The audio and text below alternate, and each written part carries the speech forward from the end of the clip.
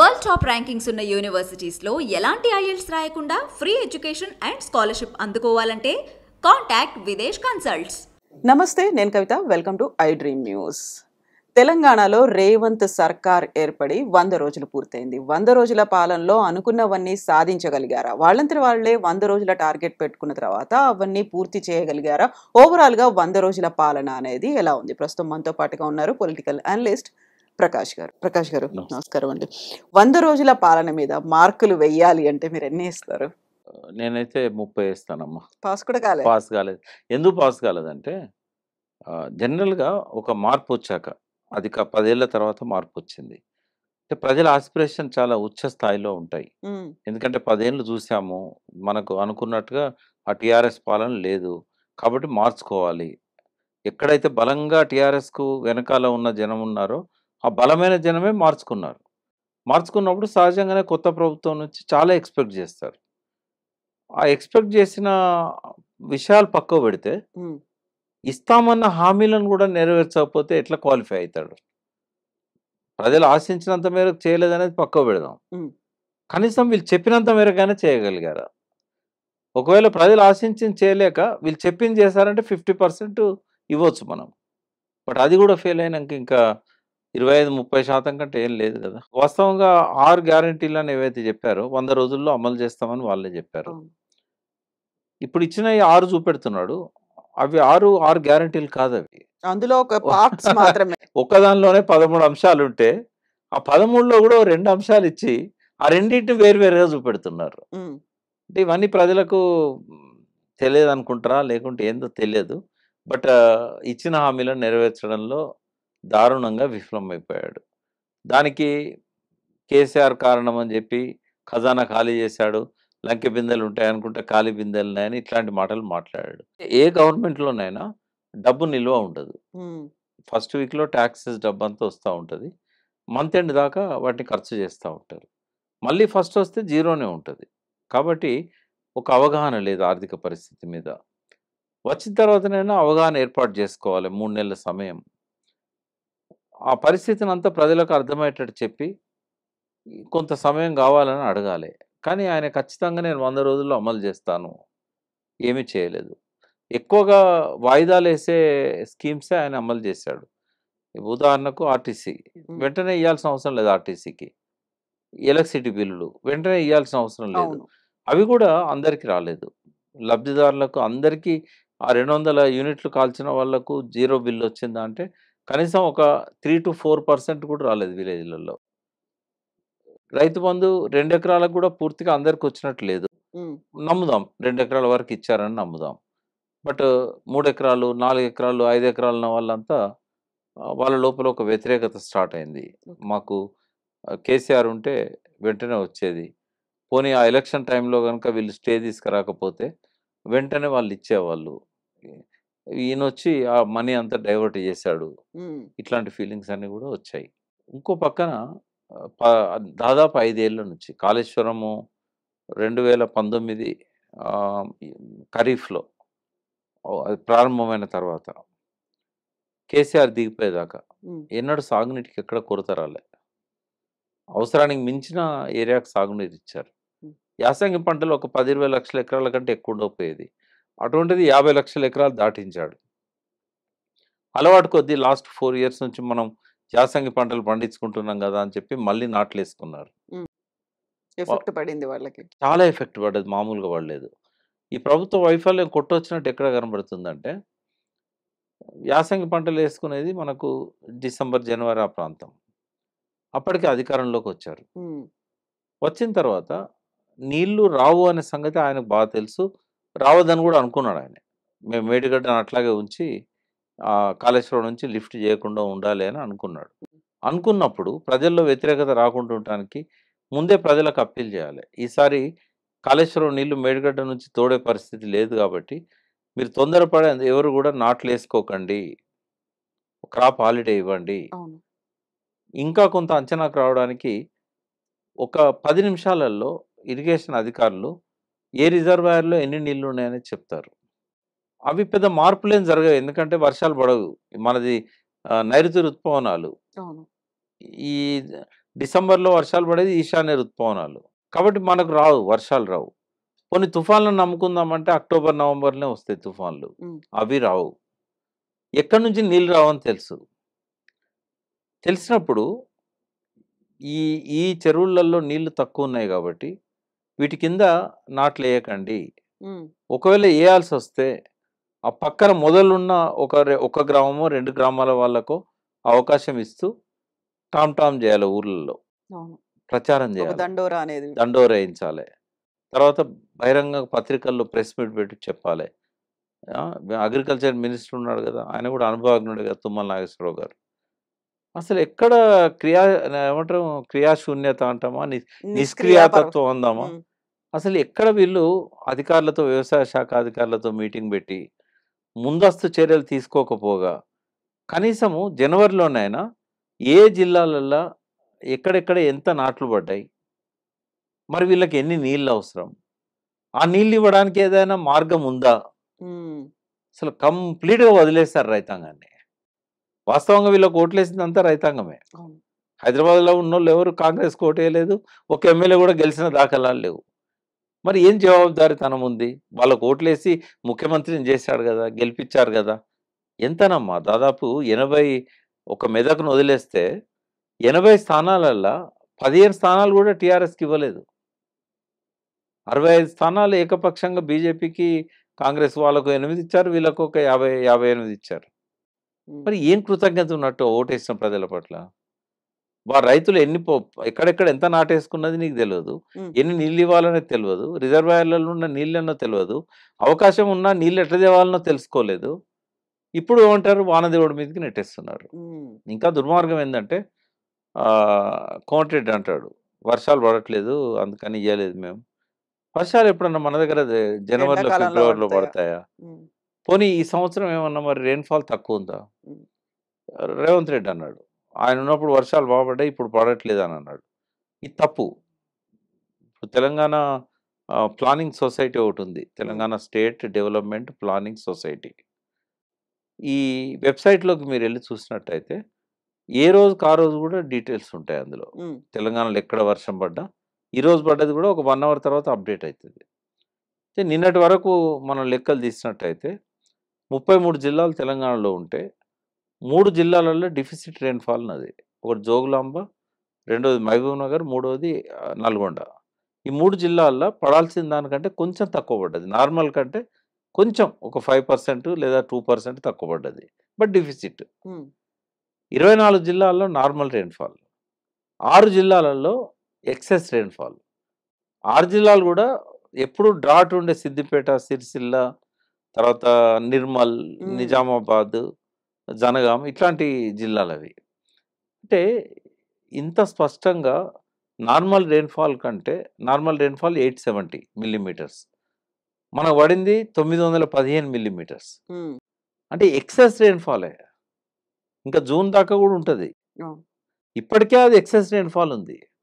మరి వానదేవుడిని ఎట్లా బాధ్యుడిని చేద్దాం మనం? ఇప్పుడెందుకు కురవట్లేదని అడగాలి. అయితే ఒకటేందంటే చిత్తశుద్ధి లోపం కనబడతా ఉంది. అవగాహన లోపం కనబడతా ఉంది. అనుభవ రాహిత్యం కనబడతా ఉంది. హ్మ్. ఓవర్‌కమ్ కావాలి గదా! ఇవాల్టికివాళ సొల్యూషన్ ఉంది. హ్మ్.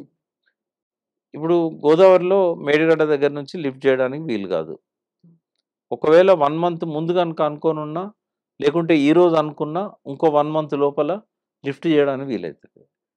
చిన్న కాపర్ డ్యామ్ కట్టాలి. ఇప్పుడు 500 క్యూసెక్‌లే ఇప్పుడొస్తున్నది. హ్మ్. అంటే మొత్తం గోదావరి నదిలో పూర్తిగా నీళ్లు పోతే 28 లక్షల క్యూసెక్కులు. 250 టీఎంసీలు. ఇప్పుడు పోతున్నది హాఫ్ టీఎంసీ. ఈ హాఫ్ టీఎంసీకి మనకు ఆ పక్క నుంచి ఎక్కడైతే పియర్స్ కూలిపోయినాయో, అటుపక్క నుంచి కొంత ఫ్లో ఉంది. యువతల పక్క నుంచి కూడా కొంత ఫ్లో ఉంది తెలంగాణ బార్డర్ నుంచి. అది హ్మ్. మహారాష్ట్ర బార్డర్. పియర్స్ కూలింది మహారాష్ట్ర బార్డర్. అటువైపు పోకుండా ఈ తెలంగాణ వైపు నుంచి పోతున్న ప్రవాహాన్ని చిన్న కాపర్ డ్యామ్ కట్టి 20 కిలోమీటర్ల దూరం ఉంటది పంపింగ్ స్టేషన్‌కి, మేడిగడ్డకు. అవును. పంపింగ్ స్టేషన్ కాళేశ్వరం ఊరు దగ్గర ఉంటది. Kannepalli pump house. అక్కడ చిన్న ఒక 10 కిలోమీటర్ల ఇవతల గాని, లేకుంటే 5 కిలోమీటర్ల ఇవతల గాని చిన్న కాపర్ డ్యామ్ కట్టి, ఆ నీళ్ళన్నీ ఒక పంపో, 2 పంపులతోనో లిఫ్ట్ చేసి, సిస్టమ్ రెడీగా ఉంది. ఎక్కడ దాకా? కొండ పోచమ్మ సాగర్ దాకా, గజ్వేల్ దగ్గర దాకా. ఉమ్, అంటే కాళేశ్వరం నుంచి బట్టలు నొక్కుంటూ వస్తే 3-4 డేస్‌లోనో, వారం రోజుల్లోనో ఆ నీళ్ళన్నీ ఇక్కడికొస్తాయి. నీకు ఎక్కడ తక్కువ ఉంటే అక్కడ నీళ్ళు ఇవ్వడానికి ఏర్పాటు ఉంటది. ఈ విషయాన్ని గనుక వాళ్ళు డిసెంబర్‌లో రాగానే ఆలోచించుంటే, జనవరి కల్లా కాపర్ డ్యామ్ అయిపోయేది. ఆ టైంలో రోజుకు 1, 2 టీఎంసీలు, 3 టీఎంసీలు కూడా పోయినాయి.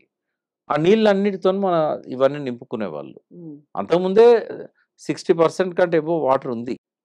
ఆ గ్యాప్ ఏదైతే ఉన్నదో ఫిల్ చేసుకునేవాళ్ళు.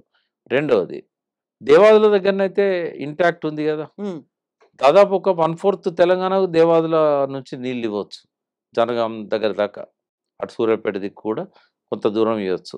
అంటే మనము ఇదంతా గూడా దేవాదుల ఆయకట్టుకు గూడా చెరువులు నింపొచ్చు. వాగుళ్ళలోకి నీళ్లు పోయేటట్టు చేయొచ్చు. ఇదంతా సిస్టమ్ రెడీగుంది. ఉమ్, కానీ లిఫ్ట్ చేయలేదు.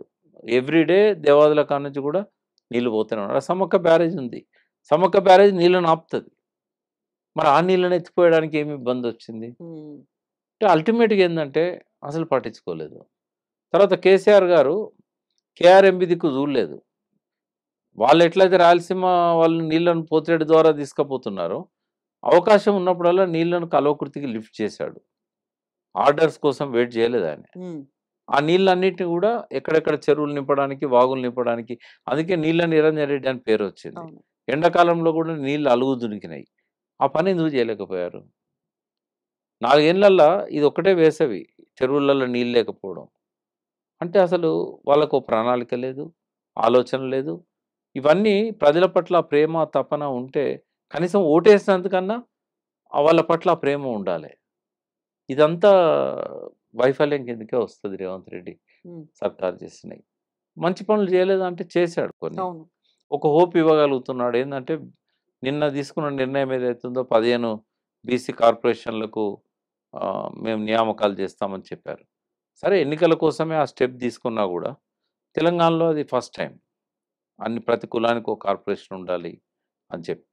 కొంత బీసీలల్లా అయ్యో! 10 ఏళ్ళు కేసీఆర్ ఉండి గూడా మనకు కార్పొరేషన్ ఇయ్యలేదు. ఈయన ఇచ్చిండు అనేది ఒక పాజిటివ్ ఉమ్, అట్మాస్ఫియర్ ఉంటుంది.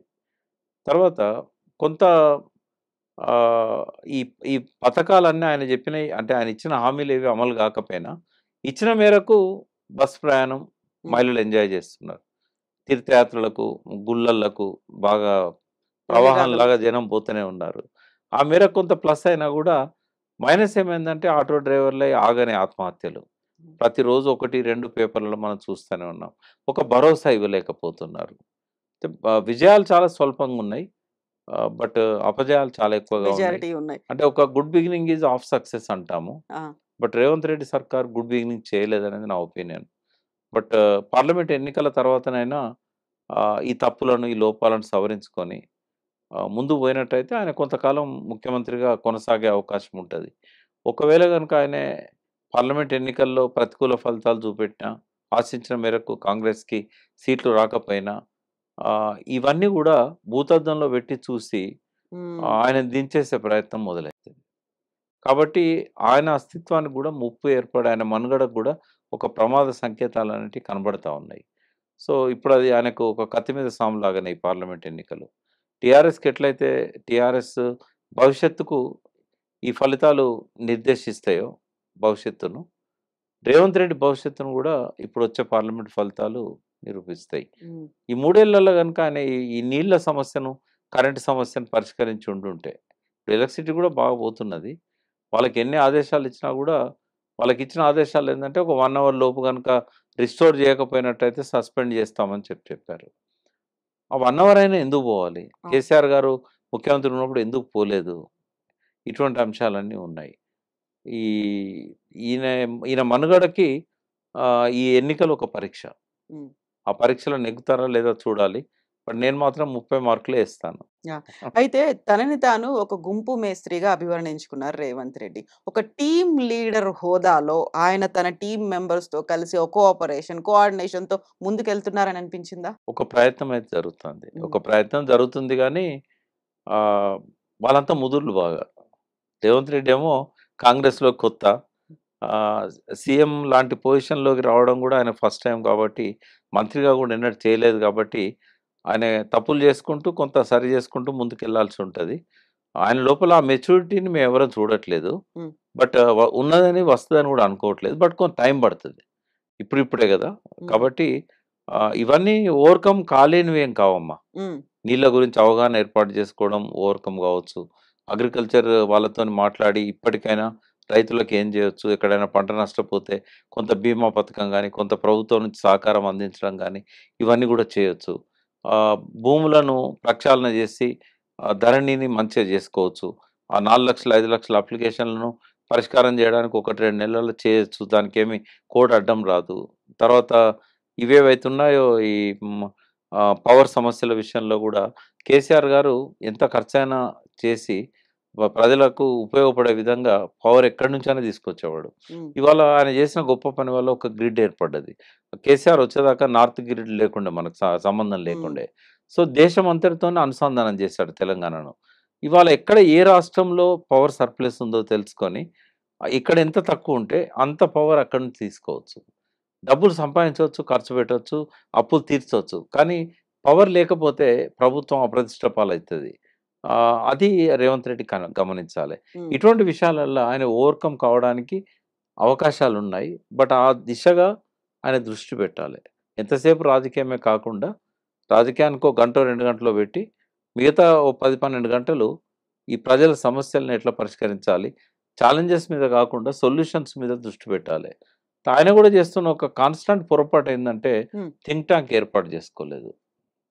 ఆయనేదో తన దగ్గరున్న వాళ్ళని అడ్వైజర్స్‌గా పెట్టుకున్నాడు గానీ, విషయం పరిజ్ఞానం ఉన్న వాళ్ళను, కొంత తనను కరెక్ట్ లైన్‌లో పెట్టగలిగే వాళ్ళను, ప్రజల పట్ల కొంత పక్షపాతం ఉన్న వాళ్ళను, ప్రజల సమస్యల మీద పనిచేసే వాళ్ళను, కొంతమందిని ఇన్నర్ క్యాంపు, కొంతమందిని ఔటర్ క్యాంప్‌గా పెట్టుకొని, ఆయన గనుక వాళ్ళతోని ఫీడ్‌బ్యాక్ తీసుకుంటూ ఏం చేయాల్సుంటది అనేది గనుక ఆయన పూర్తి పరిపక్వతతో ఉన్న ముఖ్యమంత్రి అని అనుకోరు కాబట్టి, అందులో తప్పేం లేదు. ఆయన వాళ్ళ నుంచి హ్మ్. విషయాలు తీసుకొని చేయడం. రిటైర్డ్ ఇంజినీర్స్ ఒక్కసారి కూడా మీటింగ్ అయినట్లేదు వాళ్ళతో. ఇవన్నీ చెప్పేవాళ్ళు గదా! వాళ్ళు ఎక్కడి నుంచి నీళ్ళు తేవడానికి అవకాశం యాహ్! ఉంటుంది. కేసీఆర్ పాలనలో ఎట్లిచ్చారు. ఎంతసేపు అధికారులను కేసీఆర్‌కు లాయల్‌గా ఉండే అధికారులుగానే ఇప్పటికి చూస్తే ఉపయోగం ఏమున్నది? ఇప్పుడు ఈఎన్సీలున్నారు, సీఈలున్నారు. వీళ్ళంతా కేసీఆర్ గారితో 10 ఏళ్ళు ప్రయాణం చేసిన వాళ్ళని చెప్పి వాళ్ళను వాళ్ళ లోపల తప్పులను వెతుకుతున్నాడాయనే. అయిపోయింది, అయిపోయింది. ఇప్పుడు తన కింద పనిచేసేవాళ్ళు వాళ్ళు. ఇప్పుడు కేసీఆర్‌కు కాదు కదా లాయల్ వాళ్ళు. హ్మ్. ఇప్పుడు వాళ్ళని దగ్గర తీసుకొని, మీరప్పుడు ఈ సమస్యలను ఎట్లా రిజాల్వ్ చేశారు? ఇప్పుడు ఎట్లా రిజాల్వ్ చేస్తారు? మీరొక యాక్షన్ ప్లాన్ ఇవ్వండి. ఇదే ప్రభాకర్ రావు గారిని పిలిసి, మీరు 9.5 సంవత్సరాల్లో చాలా తెలంగాణ స్వరూపాన్ని మార్చేశారు పవర్‌లో. ఇప్పుడు ఏం చేయాలి నేను? ఆయన ఆయనే ఆ డిపార్ట్‌మెంట్‌లోనే రిటైర్ అయిన మనిషి. అవును.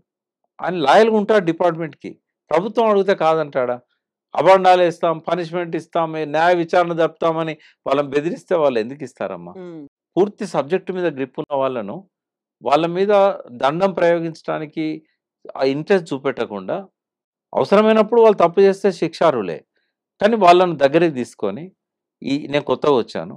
ఈ సమస్యల పట్ల నాకు అవగాహన మీరు కల్పించాల్సిన అవసరం ఉంది. ఎట్లా ఓవర్‌కమ్ కావాలి? రేపు ఎండాకాలం వస్తుంది. ఇటువంటి సమస్యలున్నాయి. ఈ దృష్టి ఆయనకు లేదు. ఇది గనుక అలవరుచుకోకపోతే అన్ని సమస్యలు చుట్టుకుంటాయి. ఇవన్నీ ఓవర్‌కమ్ కావాలంటే ఈ విషయాల మీద ఆయన శ్రద్ధ పెట్టాలి. హ్మ్. Thank you so thank much you. అండి. Thank you.